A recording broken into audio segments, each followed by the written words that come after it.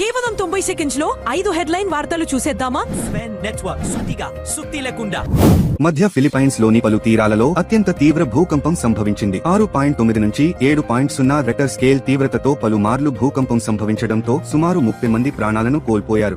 PoK నుంచి కశ్మీరీలను పూర్తిగా తుడిచిపెట్టే పనిలో పాకిస్తాన్ ఆర్మీ ఉంది, మమ్మల్ని కాపాడండి అంటూ POK Awami action committee leader Shaukat Nawaz మీ ఒక వీడియో రిలీజ్ చేశారు. పాక్ దాడులపై నిరసన చేస్తున్న మాపై విచక్షణ రహితంగా దాడులు చేస్తుంది అని అంతర్జాతీయ మీడియా పట్టించుకోవడం లేదు అని ఆ వీడియోలో నవాజ్ అన్నారు.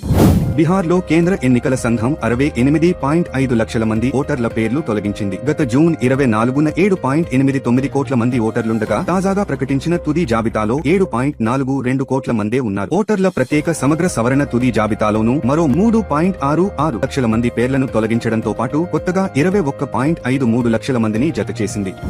మహారాష్ట్రలోని నాగపూర్, మధ్యప్రదేశ్లోని చింద్వారా ప్రాంతంలోని ఆసుపత్రుల్లో చేరిన 15 ఏళ్లలోపు చిన్నారుల్లో 14 మంది మృతి చెందడం తీవ్ర చర్చనీయాంశమైంది. చాలా మందికి కిడ్నీలు ఫెయిల్ అయ్యాయి. దీంతో వారిని వెంటిలేటర్ పై ఉంచి డయాలసిస్ చేయాల్సి వచ్చింది.